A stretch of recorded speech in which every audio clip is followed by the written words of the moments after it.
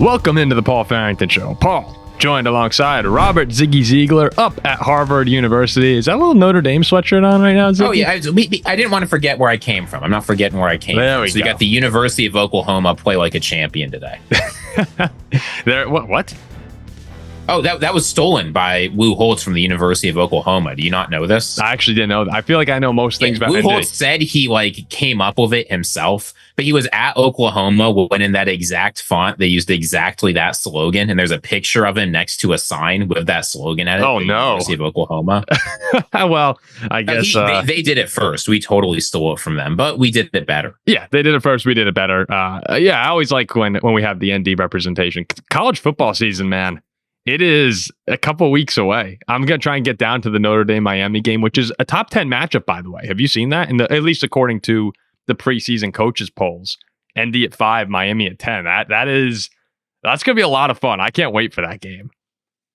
It's going to be a great game, I think, with a great outcome. I have no idea who Notre Dame's even going to start. No, I know. The Minchie Carr thing. Speaking of new things rotating in, looks like the desk is a little bit different today. Yes, it is. We have so we have a lot of big news coming into the show. In a couple of weeks, we have some big news. But for today, what we can disclose right now, 2 new sponsorships. We got Rogue Energy right over here and Two Brothers Brewing Company right over here. We're going to talk about them a little bit later on in the show. But really, thanks a lot to Rogue and Two Brothers for picking up the sponsorship. We had to change our Instagram handle, Ziggy. It always said we don't have a sponsor, but now we have 2 sponsors. I mean, these guys have been awesome, and talking with them back and forth, and great products and people who really care about what they're doing. So, Rogue Energy and Two Brothers, real thanks to them for sponsoring the show. We've had a couple sponsors before, but never something like this, where for an extended period of time we will be having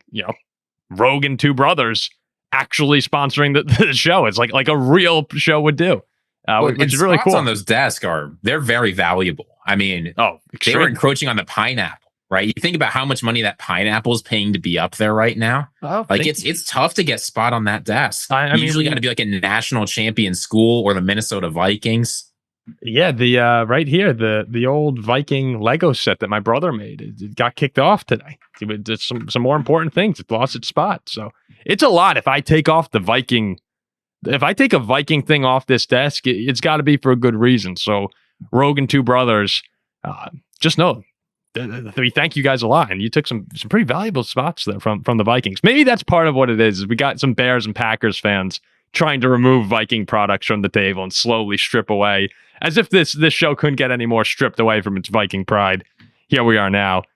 So we got a really fun show today. Going to bounce around the NFC North a little bit, as we always do. Later on in the show, preseason's right around the corner. I mean, by the time you're listening to this, there will be preseason football coming in hours. And we're going to break down a couple of the players we're really excited to watch. And Ziggy brought up a fantastic player who, I don't know how he slipped my mind, but he actually might be the preseason player to watch. And I'm not going to say any more because I tend to give things away if I continue to ramble. No, in preseason in particular, I think many people forget week 1 of preseason is usually the only week where you really get to see anybody you care about. People think it's going to be week 3 right before the games, but usually they don't want to put their starters under that stress. Like if you're going to watch 1 week of preseason, weirdly enough, week 1 is the week to do it, which is why we're hitting it now. Yeah, yep, exactly. And then another great point, Ziggy in pre-production meetings, guys. I'm telling you, this guy, it's like, I have to imagine this is what it was like for people listening in on Paul McCartney and John Lennon talking. And in this case, Ziggy is playing the role of both Paul McCartney and John Lennon with the ideas he has, because he had just a phenomenal comparison about 2 struggling quarterbacks with 2 new head coaches who are tied together. And we'll talk about that later as well. But I'm telling you, this was just a great job from Ziggy in the pre-production meeting. Some people in the media starting to talk negatively about our boy JJ McCarthy and Kevin O'Connell as well. People in the media who closely connected to. So that's been a little interesting dealing with those jabs. But let's start as we normally do. We'll start in Green Bay. We'll start with the people know where your bread's buttered, and we know it's with the Green Bay Packers and Jordan Love. In an interview with Kevin Clark, not to add more gasoline to this fire, because it's one that I would rather see go out, but it's one that you can't ignore at this point. when talking about Matthew Golden, we have Jordan Love now gushing over Matthew Golden. First, we had Packer reporters. Then we had other Packers players and coaches.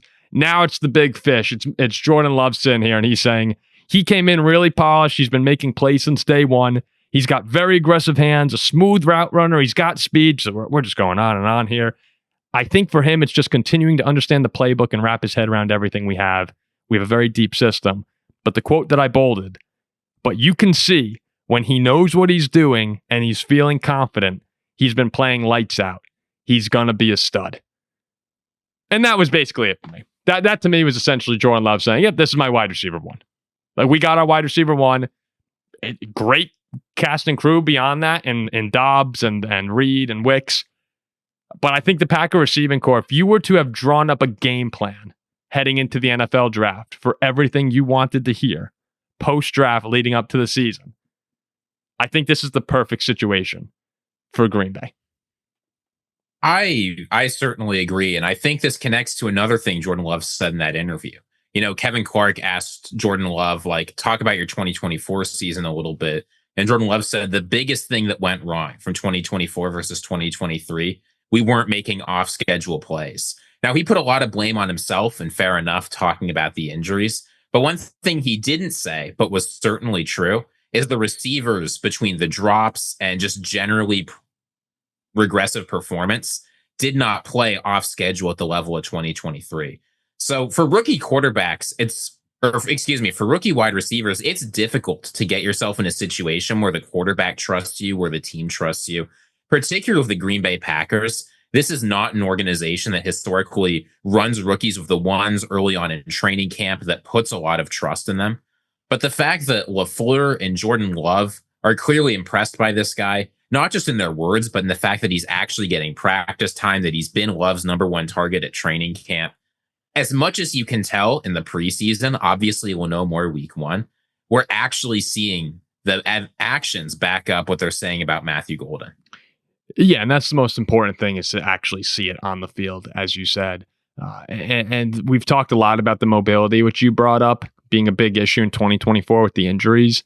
And even LaFleur acknowledged that. He came out, he said you could see the urgency that Jordan Love is playing with now. When you have the opportunity with your legs, you got to use them. The production last year from 2023 to 2024 basically cut in half, not worse, across the board with Love's rushing statistics. 50 attempts down to 2025, 247 yards down to 83, and 4 rushing touchdowns in 2023 down to just 1 in 2024. So you will see, beyond just rushing and being able to pick up yards on the ground when you need to, and think about the great quarterbacks in the game right now. Josh Allen can do that with the best of them. Lamar Jackson can do that better than anyone. And no one's asking Jordan Love to be that. But Patrick Mahomes, think about how many times you see him scrambling around the pocket, and he can pick up yards if he moves past the line of scrimmage. But a lot of times he's just extending plays, making explosive plays from being able to stay alive. Jordan Love, we know he has that propensity for the big play. That's been one of the most fun things watching the Packer offense. If I were to steal your line about actually enjoying the football side of it, is that when Love is moving around, like he's an explosive play guy, and that's a lot of fun for fan bases. You didn't see as much of that last year, a lot of because he was injured. And you just saw, I think I went at Love the other day saying his deep ball looks a little off. So naturally got tagged by quite a few people when Love hit Romeo Dobbs on a 55-yard bomb at practice the other day. Perfect throw. This Packer offense, the defense, I think, is going to be the real key to elevating this team to a Super Bowl level. But I think the offense is going to be ready to go. I'm expecting 2023 levels of excitement and fireworks from the Green Bay Packers, and everything you're hearing. Just it's off season, so this happens. But I'm anticipating a pretty explosive unit. Yeah, well, it's interesting how the NFL has changed over the years. Because say you go back 15 years to 2010 and think, who are the best quarterbacks? Drew Brees, Peyton Manning, Tom Brady, Phillip Rivers, Ben Roethlisberger, Matt Ryan. Like, generally, obviously Matt Ryan's a little bit later, but like generally guys who were best known for being on schedule, right? They could read defenses the best. Aaron Rodgers is sort of the one exception there. It's a guy who played a lot off schedule and could really make some of those incredible plays. Yeah. But now if you look at the best quarterbacks in the NFL, Mahomes, Allen, Lamar, those are guys that really thrive off schedule. Again, Joe Burrow's maybe sort of the exception there, though even he increasingly in the NFL has done stuff like that. So it's something the Packers have to dial in this year if they want to have that 2023 offense. And I mean, we'll see how Matthew Golden integrates into that unit. But as we'll see later in the show, you do not always get positive reports out of training camp. We've seen this, for instance, the Chicago Bears, not everything is going well. So it's not as simple as it's training camp. They're obviously only going to say good things. You've got to be happy with what you're hearing about Matthew Golden. That doesn't mean he's going to be wide receiver one day one. It doesn't mean that Jaden Reed needs to find a new house because he's out of Green Bay. It doesn't mean Romeo Doubs is on the trade market. But it does mean by the end of the year, I think, there's going to be a new boss in town, and his name's Matthew Golden. The thing is, the Packers are one of those teams that if there were problems in training camp, the alarm bells should be going off a lot louder than they should in, say, Minnesota or Chicago. Those are teams that, with the new quarterbacks and, Chicago new coach as well, there is an expected adjustment time. And in today, and now that may be to the outside reasonable person. There are a lot of people who look at instant gratification, which is just taking over the world as social media and phones become more and more obsessive. It's like you want success immediately. And that's just not the case usually with football. I mean, we've seen it with CJ Stroud and Jane Daniels, these young quarterbacks coming in, but usually it takes a little time for these guys. And now if Green Bay with year 3 Jordan Love, if he was looking bad, his knee didn't look good, his groin sparked up, or like that's a real problem. But they're a team that, things should be clicking. And the pieces that are reasonable to be struggling or to be needing a little catching up to do, they have all seemed to be playing well. As in Lucas Van Ness is having a good camp and Matthew Golden's having a good camp. Wicks has improved. So we'll see as we get closer and closer to the season. But one last stat I kind of want to throw out at you, Ziggy, in an article I was reading, was that Jordan Love has been 7th in adjusted EPA per play since the 2023 season, and he's just 17th in success rate. So, a lot of explosive plays in Green Bay, kind of defending that take from earlier. If he can become a little bit more efficient, that's where I think this Packer offense gets really dangerous. And that's what he was at the end of 2023 when he was locked in and he wasn't making mistakes. It sounds obvious that, yes, Jordan Love doesn't make mistakes and the Packers will be very good. But I really think he's one of those dudes where when he's dialed in, it almost becomes unstoppable when you add in Josh Jacobs and you have the quality of receivers that they have, where that's when the team elevates itself to Super Bowl level to me. Yeah, I mean, ultimately, you can throw out the stats you want. There's a lot more we can put out there. How about they just play good football? It's a good point. That's a good point. At the end of the day, I mean, we know this team has the talent to do it, right? We're not talking about a team like the Titans or the Panthers, where it's like, do they have enough pieces? This team has the talent. And that's why I think fan expectations are so high for the Packers as we get close to the seasons, because you look up and down this roster. Doesn't it just feel like last year? I mean, maybe I'm a little bit more excited of Golden, but you look up and down the roster, you think, okay, we've got a lot of great players here. We just need a couple things to go right and we'll go on a run. Yeah, I think there are a handful of teams like that. Well, who do you think is in that similar tier as them? It's so great. In the NFC, it would be the Packers, the Buccaneers, I think are in that same group of have the talent. Let's see if there's the jump. I think the Cowboys could even be there. We know. I agree. We'll have the Commanders are definitely there, and then anyone in the West. I mean, most of the maybe all. I don't want to throw I don't really want to throw any of those West teams in there because the 49ers and the Rams, it's sort of different because they've been to the Super Bowl with that core before. Yeah, I think you can argue the 49ers and the Rams, the Seahawks and the Cardinals would probably be that tier below, maybe even 2 below for the Cardinals. But yeah, no, there are a lot of teams in the NFC that just feels like we know in the AFC, the Lamar teams, the Mahomes teams, the Allen teams, like we know they're going to be there. And after that, it's like, okay, it's probably going to be the Bengals and that's it. Like everyone would be pretty surprised if someone else represented the AFC in the Super Bowl. In the NFC, obviously the Eagles and Lions sit at the top, but there are more teams where you can sit back and go, if they get hot, they could do it. And that's just, that's what makes it a fun conference to watch this year. Is it feels a little more achievable for the Packers, a tier 2 NFC team, than the Texans, a tier 2 AFC team. Yeah, if you pull up Vegas odds for the Super Bowl, obviously there's like the big 5: Ravens, Bills, Eagles, Chiefs, Lions. Yeah. After that is 5 straight NFC teams before you get to the Bengals. Yeah. And that's clearly communicating the NFC is seen as wide open, or at least more open than the AFC. So in the top 10, what do we have? How many NFC teams do we have? So we've got the Eagles, Lions, Packers, yep, Commanders, yep, 49ers, yep, Rams. And who's 11? Minnesota. Oh, okay. And so Minnesota's tied with Cincinnati and the Chargers. Got it. So 7 of the top 11 teams, I guess, if you count the Chargers and Bengals. Yeah, but we're right there. So yeah, no, that's sort of exactly what shows. Okay. Before we dive into more NFL headlines, I got to put you guys onto the drink that'll help you stay focused as we approach football season. Our official sponsor, Rogue Energy. As we're all enjoying the relaxation of summer, we know the fall gets busy and you need a little kick to get you through the day. Rogue's clean, zero sugar energy formula gets the job done. No crash, no jitters, just sharp focus, steady energy that actually feels good. And if caffeine's not your thing, they've got Rogue Hydration right here on the desk. Rogue Hydration. You see that, Ziggy? Fruit punch flavored. A caffeine-free electrolyte line that's perfect for staying sharp and hydrated all day long. The best part, if you're new to Rogue, and this really is the best part, you can grab a starter kit. In the starter kit, you get a Rogue shaker cup plus 5 custom sample sticks of your choice. So you can find your go-to flavor without committing to a full tub. I mean, look at this, Ziggy. This is, imagine walking around a gym. It's a nice looking cup. It actually is really nice. The yellow. I've got a bunch of them in my room right now. They are very nice. My friends and family are all trying to clamor for it. But here's the best part, okay? The real best part. The deal that we have for you. 30% off site-wide when you use code PAUL, P-A-U-L, at checkout. That's rogueenergy.com, code PAUL for 30% off.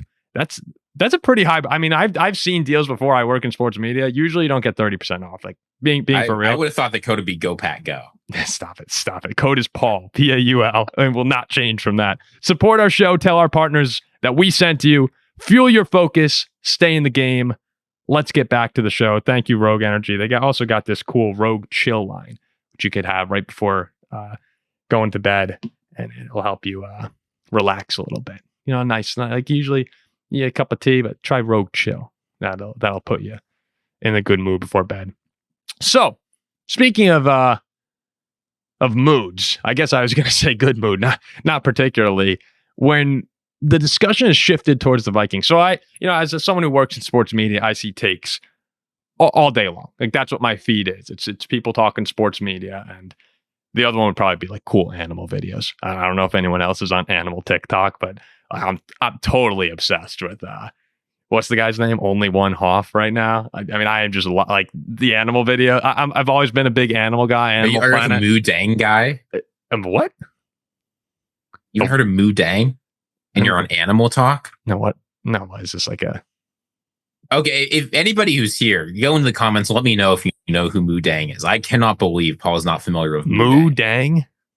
Yeah, the pygmy hippopotamus in Thailand. What? Oh, it went unbelievably viral. This is one of the most famous animals in the world. You haven't heard of Moo Dang? Oh, I've seen this hippopotamus. I didn't know the name. I mean, I'm more on like orcas doing something amazing while hunting a seal TikTok. Like, I'm not like, oh, cute little hippo at the zoo is getting fed. I'm more of like, tigers chasing things like that. That's the animal. So you're not on like Sotagura Zoo in Sotagura, Japan. No. And like the Furia and the Chiba Prefecture. To be completely honest with you, I've never heard of Sotagura, Japan. I can't believe you've never heard of the Sotagura Zoo. No, I've never heard of that. Unbelievable. But I can't even remember how I got here now. Anyway, I've been really enjoying those videos. Like animal stuff is in another world. I might be a zoologist, but in this world, we're sports media people. And as I'm scrolling through my animal reels, I come across actually 2 now where I've seen reels now where Kevin O'Connell's coaching ability has been called into question, which was, I actually have to say, agree with it to a certain point where it was actually John Middlecoff, 3 and Out podcast, phenomenal podcast. I love listening to it to get ready for this show. And John was talking about O'Connell, and how everyone's highly touting him heading into the season. We saw in the coach rankings, right? The Vikings coaching staff was number 1 in the league on ESPN. And John, I don't think he was reacting just to that, but he said, we give Kevin all these flowers and he still doesn't win a playoff game. Can we just see him win a playoff game before we anoint him, the next Andy Reid? And I actually trying to take my bias out of it because I love Kevin O'Connell and he's done such a great job. It was between him and Jim Harbaugh at the time. I was rooting for Harbaugh. Very happy we got O'Connell. Although Jim Harbaugh, I'm sure, would have done a great job. But I think John's right, actually. The 2 playoff games we've had, we got kind of... the Giant game was close. We had the late drive at the end, but the Giants really worked us. And then we got out-coached completely by Sean McVay. And Sam had the worst game of his career against the Lions. And O'Connell didn't do a great job of calming him down and getting him on track. So I think it's totally cool for anyone to sit back and say Kevin O'Connell is a top 5 head coach in football. But I actually do agree that we need to see something proven. And I think Kevin O'Connell would be the first person to agree with that statement. Are you there, Ziggy? Or are you just completely obsessed with our head coach? I think obviously you don't want to anoint guys too soon because you worry about what's happened in Cleveland with Kevin Stefanski, where he has more Coach of the Year awards than playoff wins. But the thing about Kevin O'Connell is the reason he's ranked so highly is it's not because of the playoff success, but you have to look relative to expectations that he's taken over.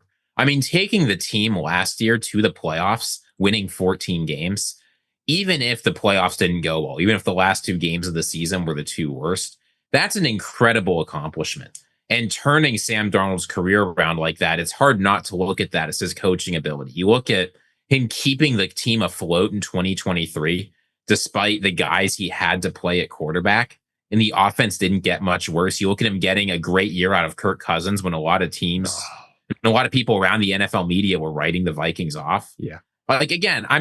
You want to see him win playoff games, but it's not like he's had a team where everyone's thinking they're going to dominate the playoffs and has underperformed. He's taken the team up a tier or 2 higher than they thought they'd be. So I agree. Playoff coaching is different. And if he wants to go down as an all-time great coach, he's going to have to do something in the playoffs. But right now, I haven't seen anything that makes me think he's bad in the playoffs or that he's not a great coach. So I think it's too early to start demanding playoff wins from him. Whoa, well, I disagree with that. I don't think... Well, no. What I mean is to say you have to win more playoff games or I think you're not a great coach. He should be winning games in the playoffs soon, but if we don't win a playoff game next year, I don't care. It's getting to the point where, if they lose again in the first round next year, I'm not gonna. There's at no point will I say he's a bad coach. I'm sorry. At no point will I say he's a bad coach. Okay. Yes, I'm totally with you. No. If we lose in the first round of the playoffs next year, you should be thrilled. I don't know. Last year, I wasn't. If you told me in the offseason last year, you lose in the first round of the playoffs, are you thrilled? I after having a 14-3 season, I'd be like, no. It was a great year. And the question is, would you be thrilled having a 14-3 season?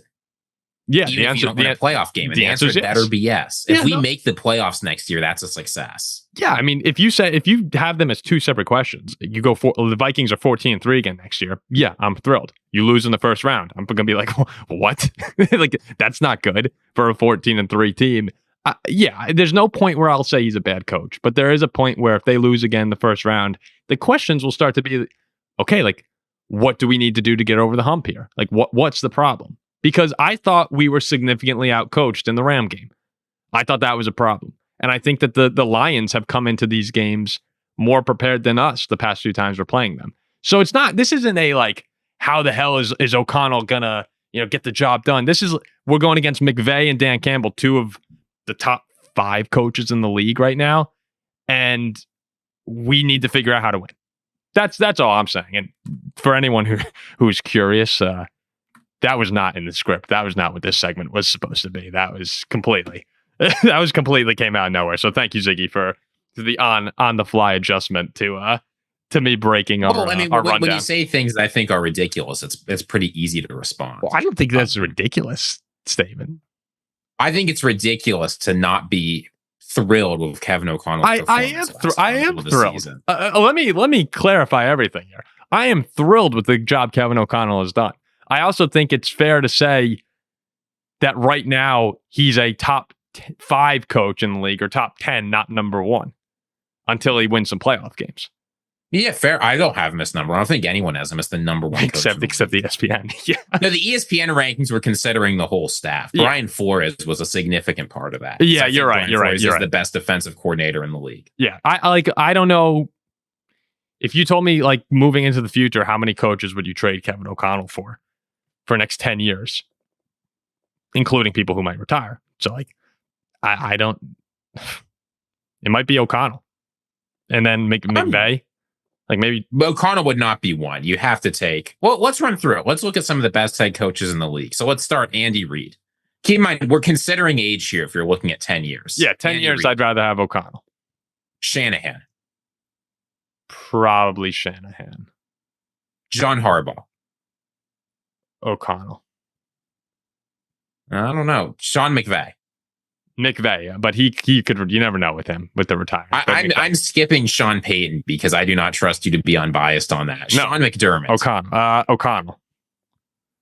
Nick Sirianni. O'Connell. Matt LaFleur. O'Connell. Dan Campbell.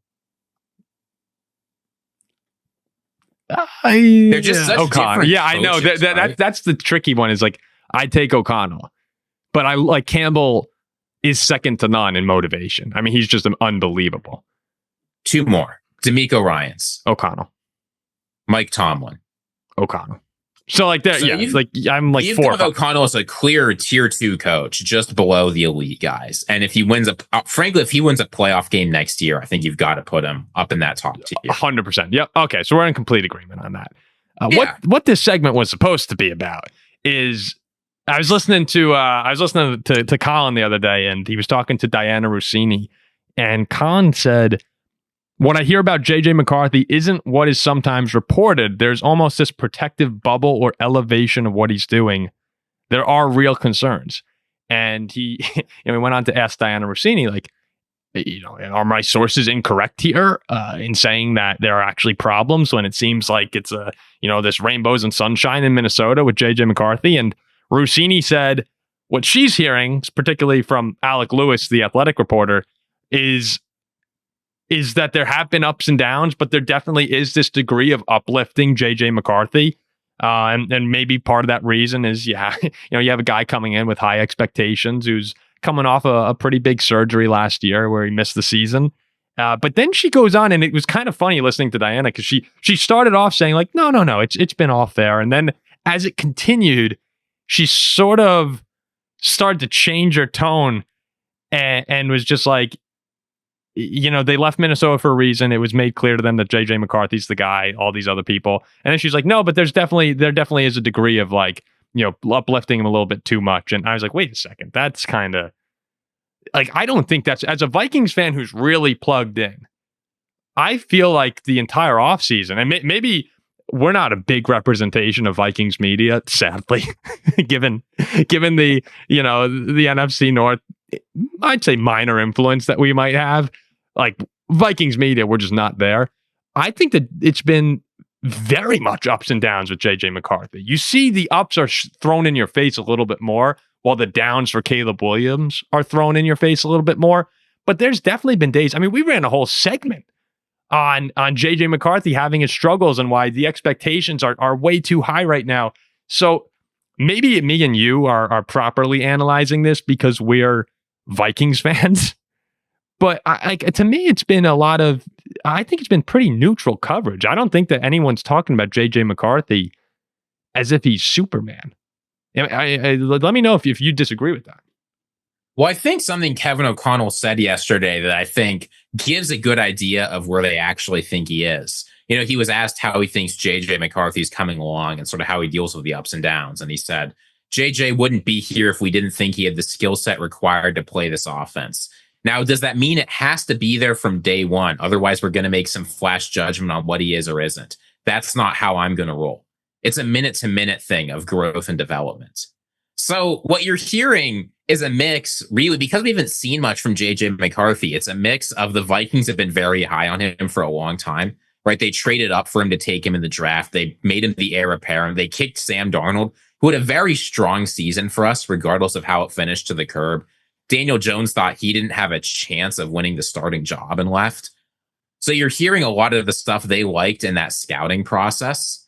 But also, I mean, what you're hearing is J.J. McCarthy has shown a lot of skills. And the O'Connell offense, it's a lot easier if you're Sam Darnold and you're a smart guy who played with Shanahan for a year and has sort of seen how offenses around the NFL work to adjust quickly.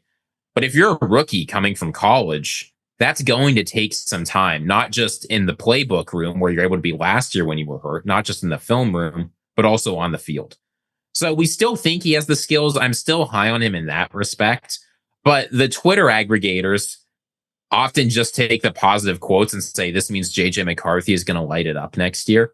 That's why I think the beat reporters who are actually in the building, Diana Rossini, who's talking to Alec Lewis, who I think does great work, they recognize in terms of actual play, there's been ups and downs, even if we're very high on his potential.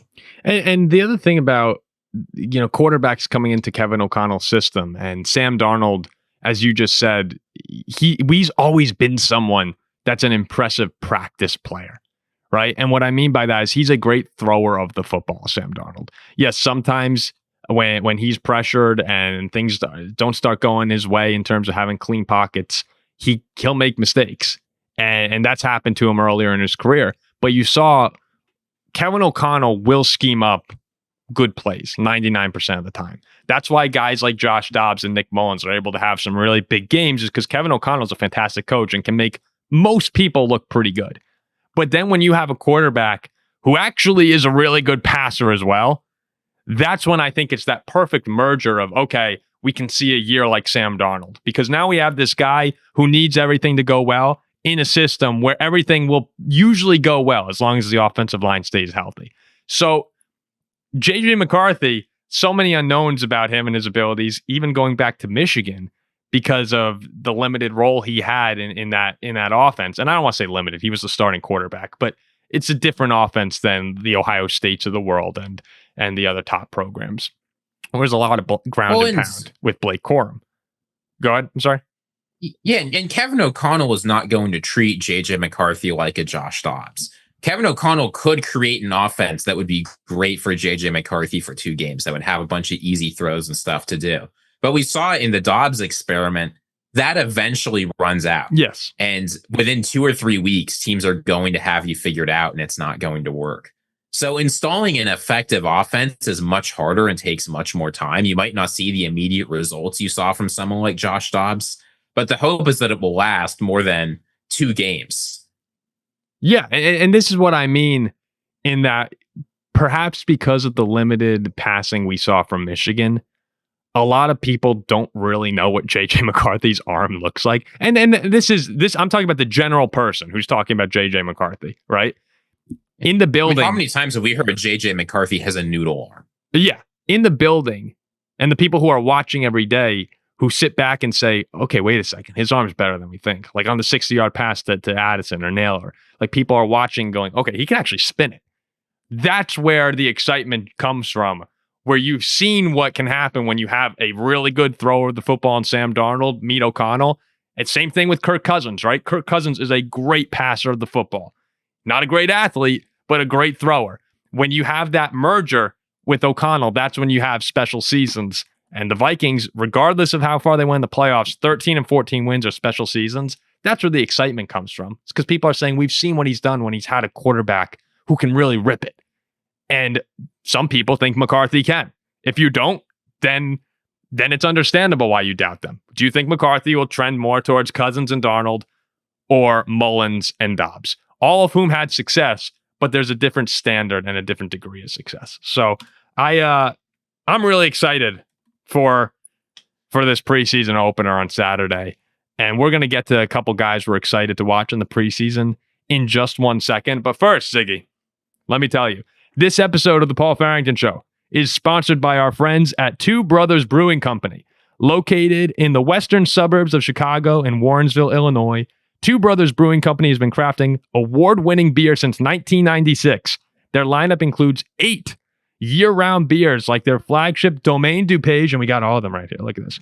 Domaine DuPage right here, a smooth, flavorful French country ale, and Prairie Path, which I got here. I'm going to have to do a little on the fly. Prairie Path right here, a crisp and refreshing golden ale that's packed with flavor and crafted to remove gluten. And for the hop fans, check out the crisp and citrusy 30 West, a refreshing new year-round West Coast style IPA. Now, with the fall just around the corner and football season kicking off soon, that means the return. This is my favorite one. The return of Atom Smasher. What a great name, Atom Smasher. Their fan favorite Oktoberfest lager. It's rich, malty, oak-aged Marzen-style lager that's perfect for tailgates and game day watch parties. I guarantee you that they will be at a couple of the Notre Dame and Vikings tailgates we're having this season. You can visit their tap house and brewery in Warrensville or stop by the historic Two Brothers Roundhouse in Aurora, a legendary building once owned by the great Walter Payton. Pretty cool. This season, the Roundhouse is hosting charity events during every Chicago football game, so bring your game day crew, enjoy great food and cold beer, and give back while cheering on the team. Two Brothers Brewing. Follow your passion. Drink ours. Must be 21 or older. Please drink responsibly. It would be hilarious if, like, at the Two Brothers Roundhouse, there's just like a wave of Packers fans that descend because they sponsored our show, and they just like overwhelm the Bears fans there. Dude, I'm telling you, I brought this stuff to, we got a package sent. The really cool thing about having sponsors is that they send you samples of their products. So we actually try the stuff that we sponsor. We're not just saying what they tell us to say. And I brought the Two Brothers. They gave us a strawberry vodka lemonade here that I brought. One of my friends was having a housewarming party, and there was like fighting over the vodka lemonade. People. I only brought a couple because I have 6 of them. So I was like, I want a couple of them for my house because people were calling it immediately. I sent the picture out. My sister's like, I want the vodka lemonade. My mom's like, I want to try the vodka lemonade. Producer Zach, I want to try the vodka lemonade. So I bring 2 of them to this party, and it's the same thing. I get jumped. I was like, oh my gosh. All right. So we might need some more vodka lemonade from Two Brothers because I'm more of a beer guy myself. So I like the Atom Smasher will do it for me.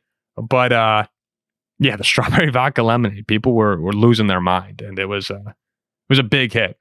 Producer Zach was walking around and telling everyone to try it. That's not a joke, by the way. I was like, yeah, I'm okay. I'm drinking my Domaine DuPage. So, with that said, if you're going to kick back and have a beer, let's do it during the NFL preseason this weekend. So, some players we're excited to watch. Obviously, I don't need to lie to anyone here.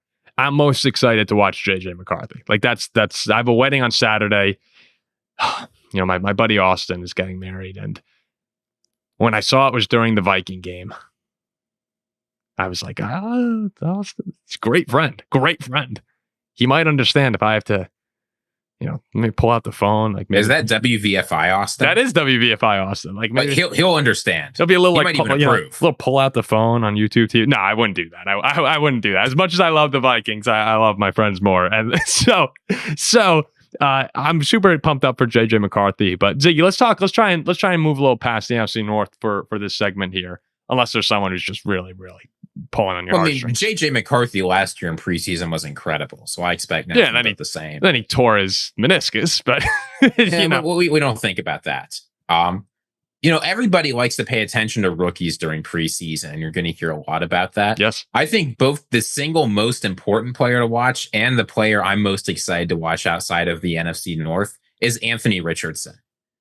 This is a job that is up for grabs, and the Colts released their first unofficial depth chart. I don't know if you saw it. The QB1 was listed Daniel Jones, capital OR, Anthony Richardson. Seriously? So seriously. It was disjunctive. It was either one. And Anthony Richardson's going to play for most of the first game. Daniel Jones is going to play for most of the second game. And if you talk to them, that's going to be the thing that decides who ends up starting, is the results of this game. And Anthony Richardson, there's no player who throughout his NFL career that I can remember has been both more exciting and more frustrating to watch than this guy. Because when you talk about physical talent, he has it all and then some. This isn't just, and he's shown it in NFL games, right? You go back to his rookie season, there were some incredible throws that he made, but last year was horrendous. I mean, I thought he'd have no chance of winning the starting job against Daniel Jones. And the Colts are a team that's trying to compete for a playoff spot this year. So his NFL future in a significant way depends on how he does in this very preseason game. I have to see what he does because he's one of my favorite players to watch because you truly never know what you're going to get. You really don't. What was the who were we talking about the other day when we said it was like play to play? You know, like was it Wicks, right? It was like every ball thrown to him. Yeah. It was like you're holding your breath on every play. That's a pretty. What do you think of that? Having each guy's play, is that what's going to be? Each guy's going to play one of the games. And that's going to basically... That's what they said, yeah. Anthony Richardson's the guy for game one. I mean, I think he'll probably only play like 3 quarters. And Daniel Jones is going to be the guy for game 2. And then Shane Steichen said that's going to help him decide. Game 2, notably, against the Green Bay Packers. Yeah, I guess there's pros and cons of each. Like, if you're just subbing... If you're doing, like, every other drive kind of thing, then you never give a guy a chance to get into rhythm. But also, it's like, what if the Ravens just come out with their hair on fire? It's like, you know, Packers play their backups. That could also... When the Colts aren't playing their starters. No, so it's... I looked up what he said. He said he's going to expect Richardson to play 1.5 to 2 quarters, and Jones will play maybe half a quarter, and then it'll be flipped. Okay, that I like more. So I want each guy in the game, but this is Anthony Richardson's game, and the Packers game is Daniel Jones's game. I was trying to think of other dudes that have been of a similar level of excitement to disappointment as Richardson. And I really couldn't think of too many off the top of my head. I was like stretching back to Troy Williamson with the Vikings, who is, if you remember, like his first round pick was supposed to be our next, like Randy Moss, I think in 2007. He had eye issues, which tends to be a pretty big problem for receivers when they're trying to catch the ball. Troy would consistently drop the football fast as hell, but he couldn't see and he couldn't catch. It was a real shame. If you go back to 2023, Anthony Richardson had arguably the play of the year on that like 39-yard bomb to Michael Pittman. I mean, there were a couple of huge deep completions. And the thing about him, his average depth of target, like how many air yards his average throw gets, is like 14. Nobody else in the NFL is within 3 or 4 yards of that. So this guy's launching it downfield every single play. I think he had the most impressive throw of last year in week 1 against the Texans. Remember, he had like the 70-yard touchdown in week 1.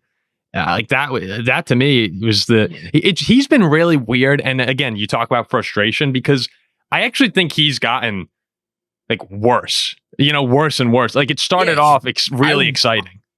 Go ahead. 2023, he played a lot of good competitive games against good teams, right? Week 1, it was a loss to the Jaguars, but it was his first game and he had some incredible plays. Week 2, you beat the Texans.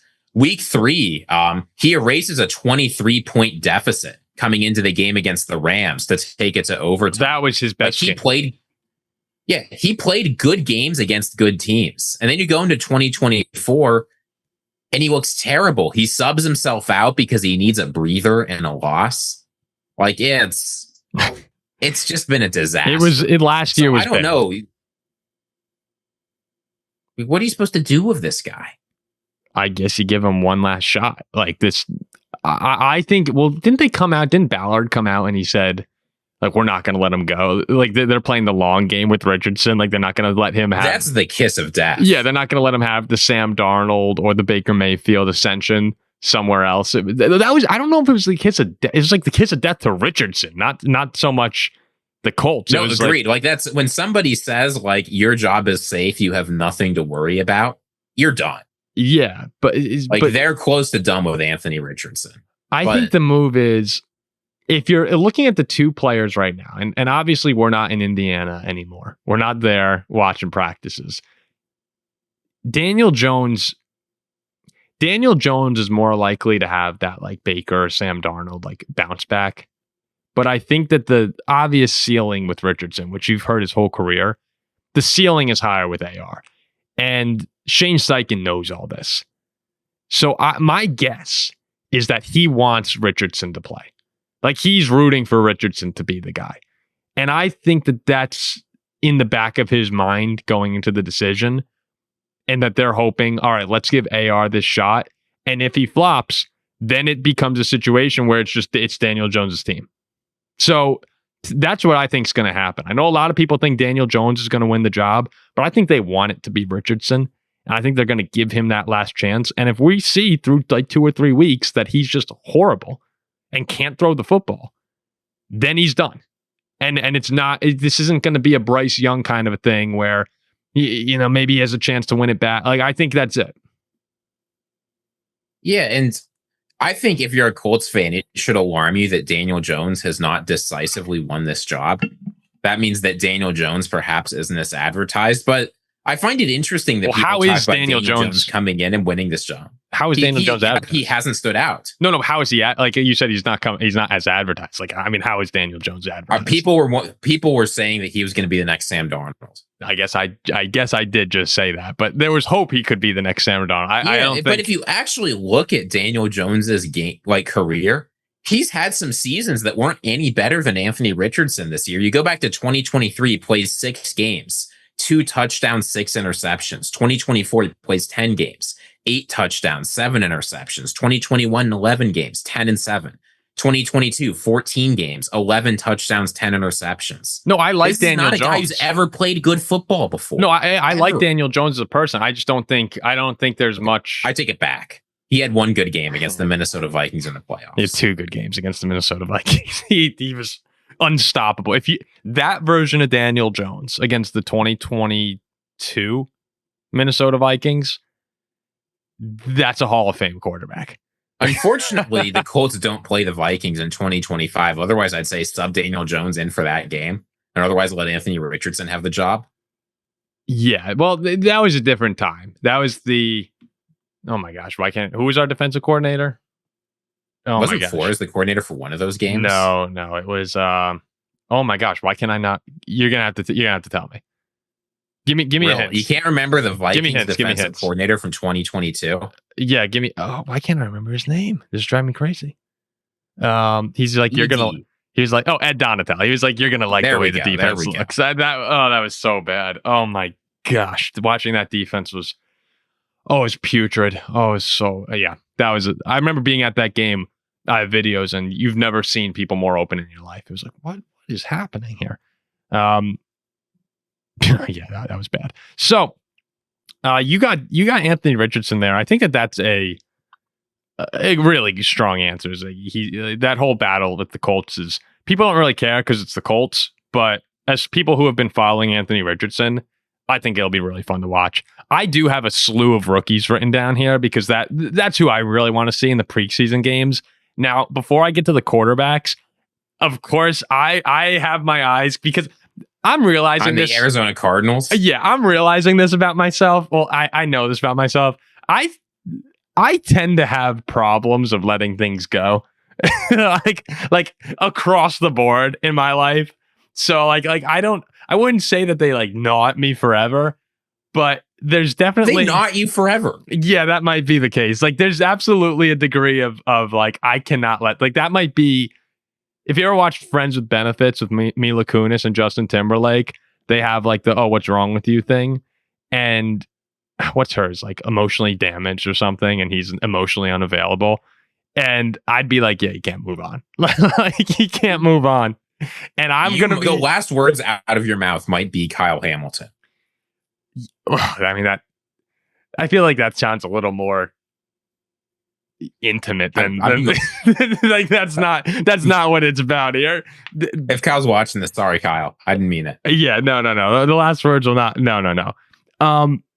Anyway, to move on from the Paul Farrington psychological issues here, I will be watching the Arizona Cardinals because I keep having things pop up on my phone about Will Johnson, the cornerback out of Michigan, where I will say it's also deeply disturbing to me that I now have to root for a Michigan quarterback, and the guy that, wow, this sounds weird. The guy that no.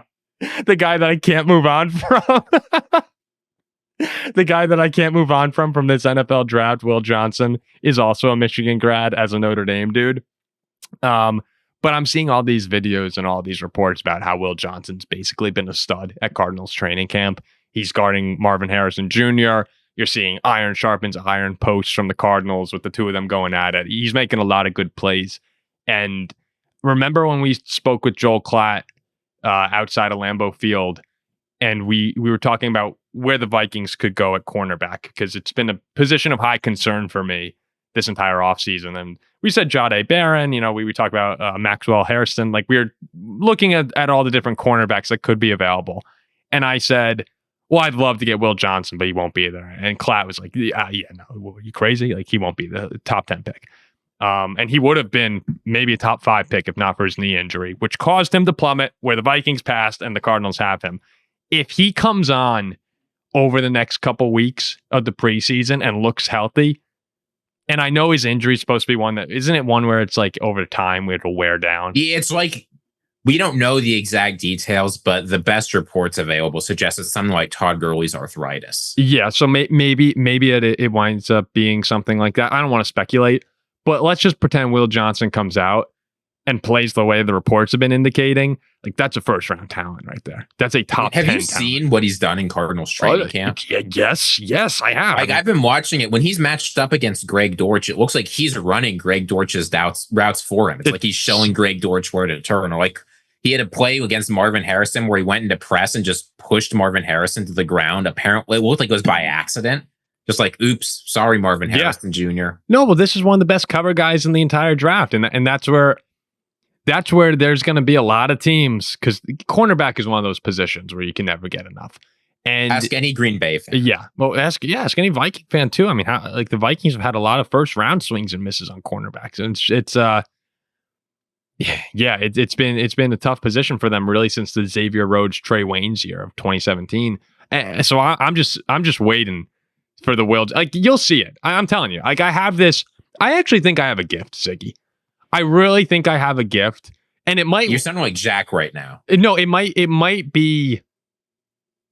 Maybe it pertains to the secondary. I don't know, but I think I have a gift in that I can see the obvious when it comes to certain players, and I've noticed this several times in the draft where like Jalen Carter's falling, and I'm like, wow, the Bears should take him here. They trade with the Eagles. It's like, how did he fall there? Honey Badger was Tyrann Mathieu was falling. It was into like the 3rd round. I'm like, wow, like, we should move up and get this guy. He's like all pro year after year.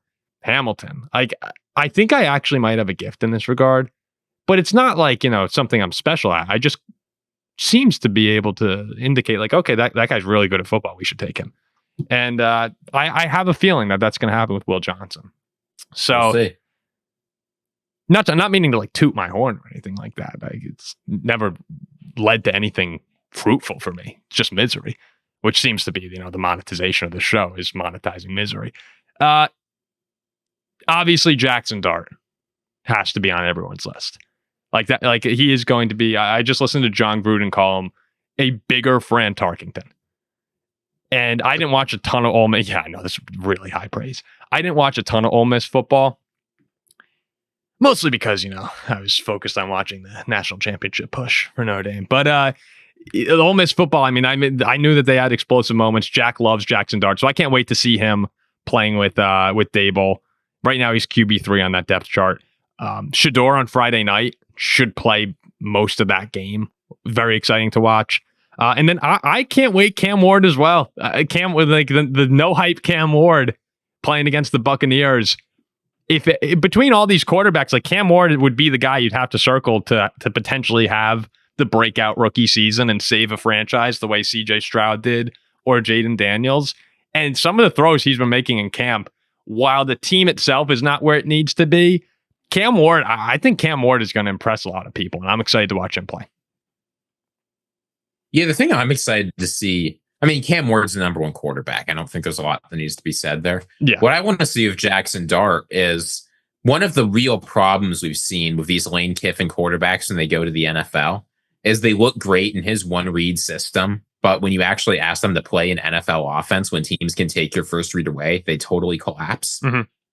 We will learn a lot about what Dable, Kafka, and the Giants more generally where Dart is in his development and how good he actually is based on his ability to do that. Because you can tell during a preseason game, even if it's not real NFL football, is a guy locking onto his first reads? Is he reading the field effectively? Does he know what he's supposed to do on these plays? Now, obviously, it's different when you have to face Brian Flores and Andrew Van Ginkel in the NFL. But even during preseason, you get some sense of whether guys are able to do that. So we'll get a good idea of where Jaxson Dart is in his development just by seeing what he does in this preseason game and how he does it more than what he actually does. Yeah, and it's just exciting to see these guys get out on the field, but an important reminder to have as well for anyone who's a fan of these teams, because you put a lot of stock into these preseason games. JJ McCarthy came out last year and threw an interception immediately, and everyone goes, "Oh, he sucks." And then, has a great rebound, but you can't, just like anything, can't get too high, can't get too low. I'll never forget EJ Manuel lighting up the Vikings when he was a rookie for the Bills. He looked so good. And I think he had a couple really good preseason games. And then, it kind of falls off. Like you see this by week 4, week 5 in the season, when there are these guys who are taking that big step forward. That's when you saw the Jaden Daniels Monday Night Football game. That's when you saw CJ Stroud get the Texans on a winning streak. You'll see it in the regular season. And remember we were doing a show during Stroud's first preseason game when I think the Patriots sacked him and then picked him off for a touchdown. It was like something like that. Yeah, people are saying CJ Stroud's going to suck. They're like, "Yep, told you guys shouldn't go number 2." And then look what happens. So it's really fun to watch, but if Dart struggles and you're a Giants fan, or if he has a great game and you're a Giant fan, just know in the back of your mind, like, there's a lot more to come to this. So it's really about if he struggles. Don't get too down if he struggles, because it might happen. One last situation I'm interested in seeing in preseason this year, the Texans wide receiver room. Now, obviously, Nico Collins is going to be number 1 in that room, and Christian Kirk will be listed as a starter. But in the second and third round, Jaden Higgins and Jalen Noel, both guys a lot of evaluators are pretty high on. Teammates from Iowa State were drafted. And there's a huge opportunity to step into this Texans offense and become the wide receiver too, next to Nico Collins. Nico was hurt last year. That could result in even wide receiver 1 time. But this was an offense that really struggled a lot in the red zone last year. They need somebody to come in and be a difference maker at that wide receiver position inside the 10. And Nico Collins is an incredible player, but no matter how good you are as a wide receiver in the NFL, if you're the only threat in a red zone situation, a good NFL defensive coordinator can take that away from you. And the AFC, you've got to play a lot of good defenses, besides the Cincinnati Bengals, who you can score on basically any time you want last year. You've got to face the Chiefs. You got to face Steve Spagnuolo, right? You got to face the Ravens. You've got to face the Bills, who can definitely play a good defensive game. So seeing those guys, they've got similar draft capital. They both have a huge opportunity here. And they have a chance to be a contributor on a playoff team that could win the division and even go farther than that. I want to see which of those guys stands out early on. Yeah, and it's whoever stands out, it's gonna be a pivotal role, because Nico Collins is one of the best in the league. But after Nico, especially with Joe Mixon dealing with some of these injuries, you're gonna need one of the receivers to step up. Okay, final couple topics here that we're gonna talk about. This is a tough headline, man. If you are a Jets fan, 21 hours ago, I guess the time you're listening to this, it'll be like, what, 33 hours ago? Justin Fields' brutal passing struggles continue at Jets training camp. That's not surprising to me, but it's still kind of like, I like Justin Fields. I've always rooted for him. Even when he was in Chicago, I was hoping he was going to be successful. But I never really bought into the hype after his initial struggles. And this is kind of a bit like how I feel about Richardson. Great runner, like great runner of the football. And that's electrifying, and it could you could win games. Like remember they beat the 49ers in week 1, the rain, the slugfest. Yeah, because Justin Fields is as good a runner as you get in the National Football League. I just don't think he could throw the football. And clearly that seems to be the case right now at Jets training camp. The last 3 practices, he was 15 of 43, 35% with 2 interceptions. it just has not looked good for a 2-year, $40 million deal that he's on. And like that to me is why there are some Jets fans in this area who are really excited for the season.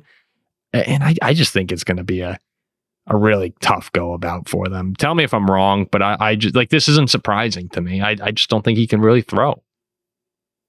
Well, I'm higher on the Jets than anyone else on this show. And what I've said all offseason is Justin Fields can throw to his wide receiver one and run the ball and basically nothing else. I wonder how many of these struggles are coming from them trying to have him play in an NFL offense.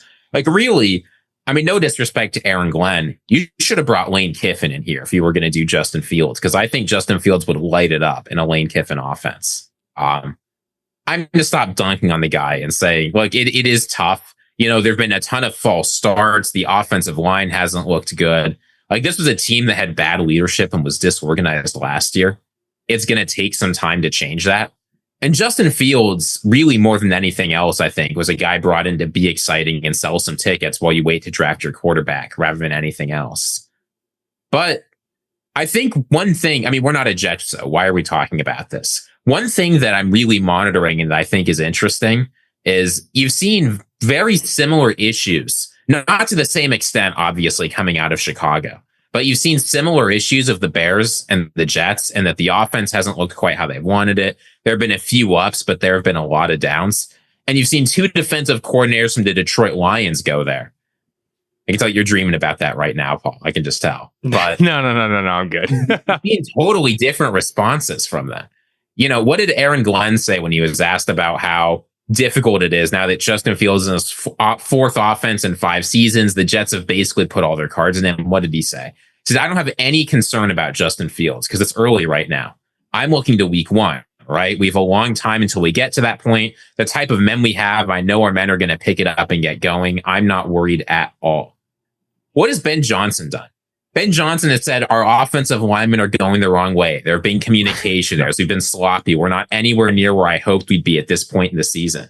Like, Aaron Glenn, at least publicly, is taking a laid back approach. I think because there really aren't a lot of expectations for the Jets this year. Whereas Ben Johnson is feeling a lot of that pressure from the Chicago media. Also, the fact just is these are two different guys of two different approaches.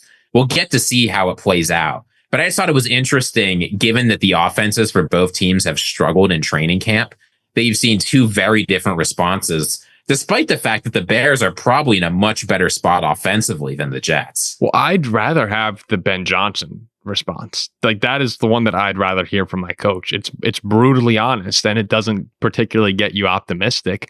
But I think it's good to have for these teams, right? For these teams in particular, maybe a blend is as with most things in life, a blend is probably the correct approach, where you just want to make sure that you don't get Caleb Williams so run down, right? You don't want him so pessimistic about himself that it starts to impact him.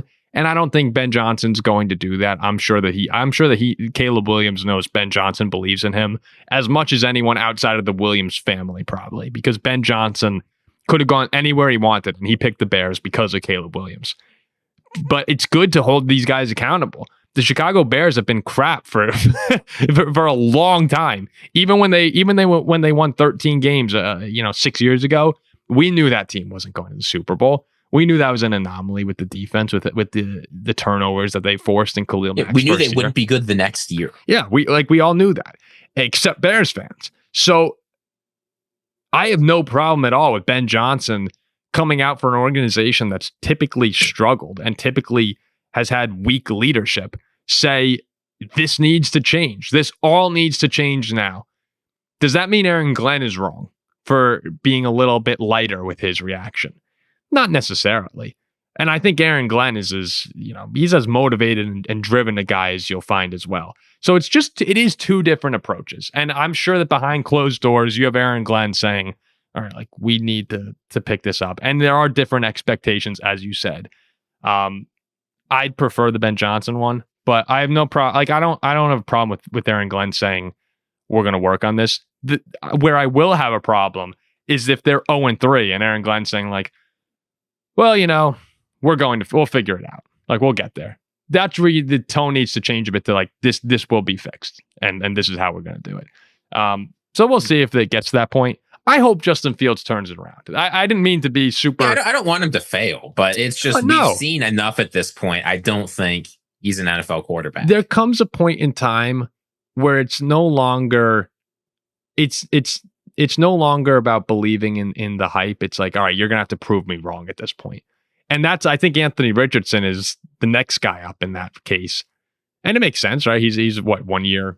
Is he 1 year behind after Justin Fields or 2? I think it's 2. Justin Fields is entering his 6th season. So yeah, well, geez, I cannot believe it's year 6. Wow. Is that the Jefferson class? No, he was the class with Darisaw. No, you're right. You're right. It's his 5th season because he had Bears, got traded to Pittsburgh, and now it's this year. Yeah. Okay. I think Anthony Richardson is one of those guys now where if it doesn't work this time, then it's okay. You don't necessarily need to be going into training camp saying if he puts it together. Now it's like you need to prove me wrong before and that's where it's with Justin Fields. If Justin Fields comes out and plays the way he did against the Commanders like 3 years ago, then I might start changing my opinion. But I'm going to have to see it before I believe it at this point. You talking about coach speak just reminded me of, I think, the time that Eberflus lost the locker room for good last year after that Lions game. Well, that was the worst. Like, do you remember there was that horrible sequence? Do you remember what Eberflus said after the game? No. He said, I liked what we did there. I think we handled it the right way. Everything was going okay. It just didn't work out quite how we wanted to. Then they put a microphone up to DJ Moore and said, DJ Moore, what do you think? And he said, we shit the bed. Yeah. Like and then why didn't you call a timeout? I have no idea why we didn't call a timeout. They asked Howard Gordon, next question, no comment. Like, you can't. At a certain point when you're the coach, you have to be willing to say things went wrong and even be willing to say things went wrong. It's my fault. Mm-hmm. We'll see. Ben Johnson has not yet seemed like we don't know exactly how he's going to handle a situation like that. But I think between Nagy and Eberflus, Bears fans are so fed up with the toxic positivity they've gotten from their coaches. Anything is better than that. Yeah, I love the way O'Connell and Freeman, the coaches of the teams that I root for. I actually think they're like the poster boys for how you want to talk about your team. They do such a great job, and they do lean optimistic in that regard. Okay, let's close the show with this here. ESPN is acquiring NFL Network. They're also getting the Red Zone, NFL Fantasy, other media assets that are controlled by the NFL in exchange for 10% equity stake in ESPN. In addition to that, NFL will license to ESPN certain NFL content and other intellectual property to be used by NFL Network and other assets. This would include 3 additional games will be on ESPN platforms, the right to draft coverage being extended. The swap is valued around $3 billion. So this is a pretty big deal that I don't know how many platforms are going to talk about it because, frankly, this stuff is not as fun as talking about what's going on in training camp and the games. But it's just actually a really big deal here. I don't know. I think this is more fun to talk about than the running back 4 battle for the Minnesota Vikings. Well, maybe not. Yeah, maybe more fun than some storylines. But I don't know. Running back 4, those guys are playing their hearts out. But when we're talking about the streaming services and the race for streaming sports content on these platforms, like this is a pretty big deal here for ESPN now. Because we see Netflix getting the Christmas games and NBC, YouTube TV as the Sunday ticket package now. So when you add the negotiation, Amazon as Thursday Night Football, when ESPN's coming to the negotiating table here, having the NFL having a 10% stake in ESPN certainly will change the way that negotiations go as the NFL is rooting for ESPN to go up and up and up in value. And they are the big fish in the sports world. So like a pretty big deal coming here. Ziggy, you were the one who was really excited to talk about this. So your initial takeaway upon seeing the deal was? So I think there's a couple things to pay attention to. The biggest thing, without a question, is that already the NFL and ESPN were pretty connected. Yeah. But at this point now, the NFL has a 10% equity stake in ESPN. I think that this is really bad news. If you're an Amazon or a Netflix or a Google who wants to acquire these things to stream, ESPN now runs the NFL because the NFL has a strong interest directly in increasing ESPN's market value. Yeah. So like already, I think you're going to see a lot of stuff moving towards ESPN. That's one thing. Another thing is you can get ready for the NFL featuring Stephen A. Smith and Kendrick Perkins. Not really. Not really. That's a joke, I hope. I do wonder long term, though. I'll admit it. I'm a red zone watcher. When you're the Paul Farrington show and you have to watch basically every NFL game to know what's going on, I usually quad box it. So I have the 3 NFC North games up and then red zone playing just so I can sort of keep an idea of what's going on. So I've loved 8 nonstop hours of commercial-free football. Already you saw that end last year. I think that's going to change significantly. Everybody's excited. Roger Goodell says we're going to get college red zone. What that really means is the red zone name is going to be changed. So I will lament the loss of red zone. It was nice while we had it. But, it's easy to sort of sit back as a fan and say, all these media transactions don't really affect me. Ask any NBA fan, right? Ask any Nuggets fan, like a hardcore fan of their team, how all the complicated media transactions around TV rights and the rest has affected their ability to watch their games. This stuff does actually matter a lot. A reverse case would be the NHL, right? Getting onto TNT and getting onto ESPN, and the popularity in hockey going way up as these networks are now playing their games. Like the NHL was in a lot of trouble a while ago, and I mean I know that this isn't particularly tied into this case, but no, it does matter. Like as far as backing up your point about the viewing experiences. Like hockey's great now. I mean, I watch hockey. I actually watch hockey way more often. But yeah, no, I mean it's a massive deal, and we'll see what the effects are down the line here. But I'm actually kind of getting tired, and I know that there's nothing that we can do to stop this. It's just the way the world's moving at this point. It is a little frustrating having all the different, and ESPN's coming out with the new streaming service on August 21st. It's going to be $30 per month. Like I am getting a little tired of, you got to watch this game on Peacock. Oh, you have to watch this game on Amazon Prime. And there is a large piece of me that misses just turn on your TV. Let's go channel 5 or let's go channel 4. But that's what NFL Network was really supposed to be when it started. That's why things like Thursday Night Football exist, as they were trying to give NFL Network a boost. So eventually, they could have like their Longhorn network, except for the NFL. Yeah. And it never worked out. The NFL didn't handle that particularly well. And, if you actually do the math about what it costs to watch every NFL game, like to buy the rights to watch them, you're paying $140, $150 a month. Like even the thing that's supposed to get you everything in the United States, Sunday Ticket, that'll get you probably all the games except the games you actually want to watch. Except the fun games. And it's like back to the business side of it. It's like, what are going to be some of the most valuable games on the NFL calendar moving forward? It's like the Christmas games, right? I wonder like how quickly until Netflix loses that to ESPN. Like I don't know how long their current deal. They are paying a lot of money for that game though. They are, but I wondered, I haven't looked into the financial side of it, so maybe it is wrong for me to speculate, but that's a very interesting piece of this is like, okay, with the NFL having so much interest and actual stake in ESPN, where are these games going? Maybe everything will just go to ESPN. maybe eventually it'll all just be ESPN. Well, I'll say this, you say the most important games are going to be stuff like the Christmas games and the primetime games. There's going to be a lot of NFC North teams playing in those games, not just because the Lions play on Thanksgiving, but also, frankly, we're the most exciting in division in football. And probably will be for some time. We're talking about this yesterday, right? Every single NFC North team, if you were to make a list of top 10 most interesting teams in the NFL, every NFC North team is in that top 10. 2 or 3 of them are in the top 5, probably. That's just what this is. So it's going to affect us more than everyone else. The top 10 most interesting teams. Top 10 most interesting teams, no particular order. Let's pretend you include all 4 NFC North teams. The Commanders would be 5. Are the Cowboys? Could the Cowboys be in there? No one in the South.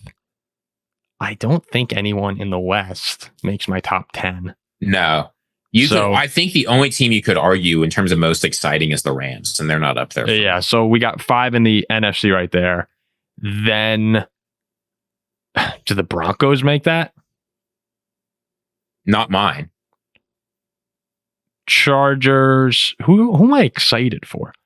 I mean, you can't tell me you're not excited for the Bengals. No, I was gonna say the Bengals and the Steelers are probably in there. That gets you to 7. I always want to see Josh Allen and the Bills. You have to put the Bills, especially with the narrative, at 8. I actually think the Jaguars could be at the end of that with Hunter and with Lawrence having a make or break year. And who's the last team? That's 9. I'd put the Ravens there. Yeah, I think you got to put them in there as well. No, this is not a list of the 10 best teams or the 10 teams we think are going to go the farthest. It's just like the Chiefs. I was talking with my room about the other day. The Chiefs, I had a hard time watching all their games last year just because of how they won. Yeah. The Chiefs are not one of my most exciting teams in the NFL. The Eagles aren't either. We know those teams are going to be great. They're going to dominate. Like there's not a fun, exciting story there really either. The Chargers and Broncos, you can make an argument for. Like those are two exciting teams. But maybe I know the Broncos are going to kill it next year, so I got nothing to worry about. I don't know if any of them are higher than any of the North teams. Some people, I mean, I bet a lot of people would kick the Packers out. We're just excited about them because we're North fans. Oh, no, if you would kick the Packers out, that's because you don't understand what this team could be next year. Probably true. All right, so there you have it. Fun show. Bouncing around all over the place. Thank you again to Two Brothers and to Rogue Energy for the sponsorship of the episode today. Go try them out. Remember, you can use the code Paul with Rogue Energy. And with Two Brothers, variety of flavors right here. Tons and tons of different options for you to go check out and try the strawberry vodka lemonade that people are all over. I mean, how cool is this with Rogue? Tiger's blood flavor. That's a pretty sweet packaging that they have there. So check out those guys, and we'll be back.